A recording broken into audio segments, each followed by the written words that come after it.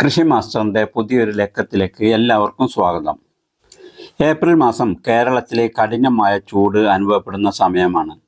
അതുകൊണ്ട് April May മാസ കൃഷികൾ തിരഞ്ഞെടുക്കുമ്പോൾ ചൂടിനെ പ്രതിരോധിക്കാൻ ശേഷിയുള്ള പച്ചക്കറികളാണ് ഈ സമയത്ത് തിരഞ്ഞെടുക്കേണ്ടത്. ഏപ്രിൽ മാസ കൃഷികളിൽ ആദ്യമായി പറയേണ്ടത് വെള്ളരി വർഗ്ഗ കൃഷികളെയാണ്.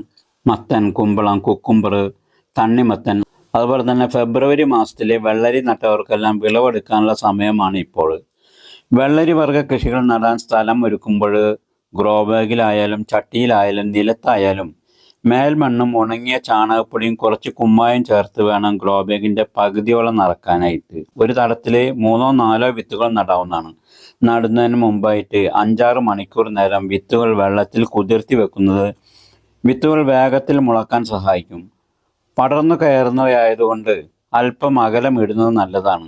ചെടികൾ വളർന്നു തുടങ്ങുമ്പോൾ ആഴ്ചയിൽ ഒരിക്കൽ ജൈവ വളം നൽകണം. കടലപ്പിണ്ണാക്ക് വെള്ളത്തിലിട്ട് പുളിപ്പിച്ച് 10 ഇരട്ടി വെള്ളം ചേർത്ത് നേർപ്പിച്ചതിന് ശേഷം ഒഴിക്കുന്നത് കൊണ്ട് വള്ളികൾ വേഗത്തിൽ വളരാൻ സഹായിക്കും. മത്തൻ, കുമ്പളം, വെള്ളരി എന്നിവ നിലത്താണ് നമ്മൾ പടർത്തുന്നതെങ്കിൽ ഉണങ്ങിയ ഓലയോ കരിയിലയോ വിരിച്ചു കൊടുത്താൽ കായ്കൾ മണ്ണിൽ തട്ടി ചീഞ്ഞു പോകാതിരിക്കും. കഠിനമായ ചൂടായതുകൊണ്ട് ദിവസവും നനച്ചു കൊടുക്കണം. പൂവിടുമ്പോഴും കായ്കൾ ഉണ്ടാകുമ്പോഴും നനയിൽ നല്ലോണം ശ്രദ്ധിക്കേണ്ടതുണ്ട്. കായീച്ചകളാണ് വെള്ളരി വർഗ്ഗ വിളകളുടെ പ്രധാന ശത്രു. ഇവ കായ്കളിൽ കയറി മുട്ടയിടുകയും കായ്കൾ ചീഞ്ഞു പോവുകയും ചെയ്യും. ഇതിനെ പ്രതിരോധിക്കാൻ ഏറ്റവും ബെസ്റ്റ് മാർഗം പേപ്പർ കൊണ്ടോ പ്ലാസ്റ്റിക് കവർ കൊണ്ടോ പൊതിഞ്ഞ് സൂക്ഷിക്കുക എന്നതാണ്. ഇലപ്പേൻ, വെള്ളീച്ച ഇവയുടെ ഉപദ്രവം കാണുമ്പോൾ തന്നെ വേപ്പെണ്ണ സോപ്പ് മിശ്രിതം തളിച്ചു കൊടുത്താൽ മതി. അതുപോലെ തന്നെ വെള്ളരി വർഗ്ഗ ചെടികൾ സാധാരണ കാണാറുള്ള രോഗമാണ് ഇലകളെല്ലാം മഞ്ഞ കളറായി ചെടി വളർച്ച മുരടിച്ച് ഉണങ്ങിപ്പോകുന്ന അവസ്ഥ. ഈ വൈറസ് പരത്തുന്ന വെള്ളീച്ചകളും ഇലപ്പേനുകളുമാണ്. നേരത്തെ പറഞ്ഞ പോലെ തന്നെ വേപ്പെണ്ണ സോപ്പ് മിശ്രിതം ആഴ്ചയിൽ ഒരിക്കൽ തളിച്ചു കൊടുത്താൽ മതി. ഇതല്ലാതെ മഞ്ഞളിപ്പ് തടയാൻ ചില നാടൻ പ്രയോഗങ്ങൾ കൂടിയുണ്ട്. അല്പം മഞ്ഞൾപ്പൊടിയും വിറക് കത്തിച്ച ചാരവും ചേർത്ത് ഇലകളിൽ തൂകുന്നത് ഇത്തരം രോഗങ്ങളെ തടയാൻ സഹായിക്കും. ഇനി ഏപ്രിൽ മാസ കൃഷിയിൽ രണ്ടാമത് പയറും വെണ്ടയുമാണ്. പയറും വെണ്ടയും ഏറ്റവും എളുപ്പത്തിൽ നമ്മുടെ അടുക്കളത്തോട്ടത്തിൽ വളർത്താൻ പറ്റിയ പച്ചക്കറികളാണ്.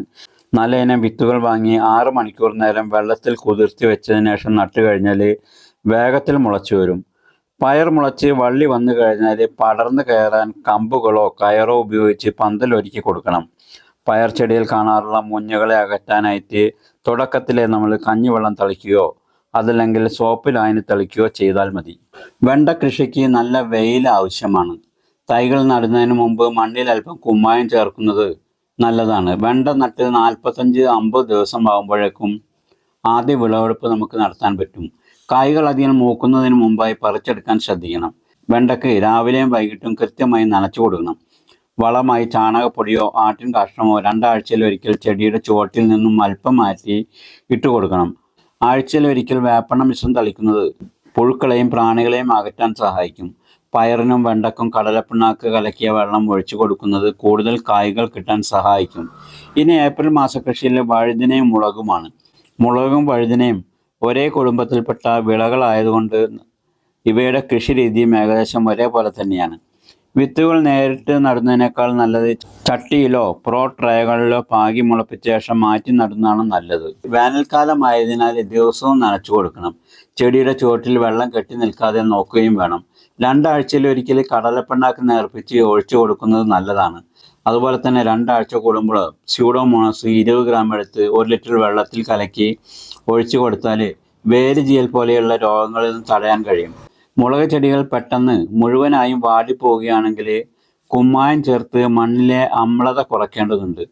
മുളക് ചെടികൾക്കും വഴുതനക്കും ചില പ്രത്യേക ടിപ്സ് കൂടി പറയാം. മുളക് ചെടികൾ പൂവിടുന്ന സമയത്ത് അല്പം കഞ്ഞിവെള്ളം തളിച്ചാൽ പൂ കൊഴിച്ചിൽ കുറഞ്ഞു കിട്ടും. വഴുതന കൃഷിയിൽ ഏറ്റവും കൂടുതൽ ശല്യമുണ്ടാക്കുന്ന ഒന്നാണ് ആമവണ്ടുകൾ. അവയെ കണ്ടുപിടിച്ച് നശിപ്പിക്കുന്നതാണ് ഏറ്റവും നല്ല മാർഗം. അതോടൊപ്പം വേപ്പെണ്ണ സോപ്പ് ലായനി ഇലകളിൽ സ്പ്രേ ചെയ്ത് കൊടുത്താലും മതി.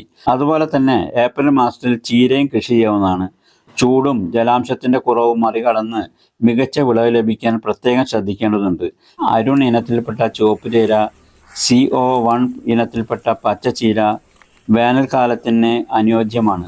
ഈർപ്പം നിലനിർത്താൻ തടത്തിൽ കരിയിലകളോ വൈക്കോലോ ഉപയോഗിച്ച് പൊതിയിടുന്നത് നല്ലതാണ്. ഇലപ്പുള്ളി രോഗവും ഇലതിനി പുഴുക്കളും കാണാൻ സാധ്യതയുണ്ട്. വീര്യം കുറഞ്ഞ വേപ്പെണ്ണ വെളുത്തുള്ളി മിശ്രിതം 2 ആഴ്ചയിലൊരിക്കൽ തളിക്കുന്നത് കീടങ്ങളെ അകറ്റാൻ സഹായിക്കും. ഇപ്പോൾ സ്കൂളെല്ലാം അടച്ച് അവധിക്കാലം ആരംഭിച്ചിരിക്കുകയാണല്ലോ. മട്ടുപ്പാവിലും അടുക്കള മുറ്റത്തും കൃഷി ചെയ്യാൻ ഒരുങ്ങുമ്പോൾ കുട്ടികളെ കൂടി കൃഷിയിൽ ഉൾപ്പെടുത്തിയാൽ കൃഷി ഒരു ജോലിയല്ല, മറിച്ച് ഒരു പാഠമാണ് എന്ന് കുട്ടികൾക്ക് മനസ്സിലാവും. ഒരു വിത്ത് മുളച്ചു വരുന്നതും അതിൽ പൂക്കളും കായ്കളും ഉണ്ടാകുന്നതും നിരീക്ഷിക്കുന്നത് വഴി പ്രകൃതിയെക്കുറിച്ച് കുട്ടികൾക്ക് കൂടുതൽ മനസ്സിലാക്കാൻ കഴിയും. അപ്പോൾ ഈ അവധിക്കാലത്ത് ഓരോ കുട്ടികളും കുറഞ്ഞത് 2 പച്ചക്കറി തൈകളെങ്കിലും നട്ടുപിടിപ്പിക്കാൻ പ്രോത്സാഹിപ്പിക്കണം. വീഡിയോ നിങ്ങൾക്ക് ഉപകാരപ്രദമെന്ന് കരുതട്ടെ. ഇനി മറ്റൊരു കൃഷി ടിപ്സുമായി വീണ്ടും കാണാം. Okay, thank you.